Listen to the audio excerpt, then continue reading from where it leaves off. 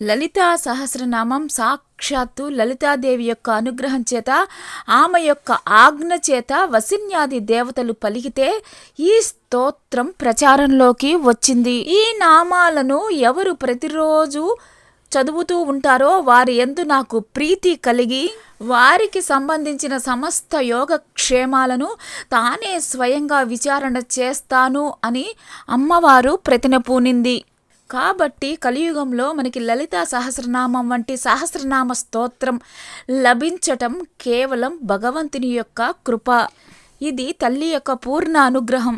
లలితా సహస్రనామ స్తోత్రం బాహ్యంలో రహస్యనామ స్తోత్రం. ఆవిడ పేరు లలిత అయితే ఆవిడని సహస్రం అంటే అనంతం అని పేరు. అనంతం అంటే లెక్క పెట్టలేనన్ని. సహస్ర శీర్ష వదన సహస్రాక్షి సహస్రపాత్ అంటే అనంతమైన తలలు కలిగినది అని అర్థం.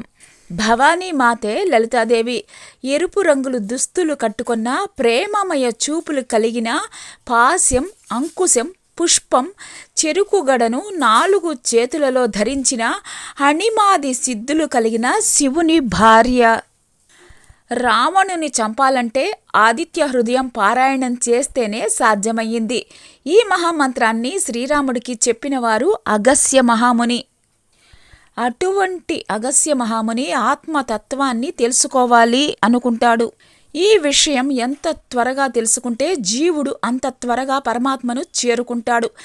జనన మరణ జంజాటం నుంచి తప్పించుకోగలుగుతాడు. అందుకు అగస్య మహాముని శ్రీ లలితాదేవిని స్మరించేందుకు నామ తారకాన్ని అనుగ్రహించవలసిందిగా హయగ్రీవుడు అనే మహామునిని కోరుతాడు.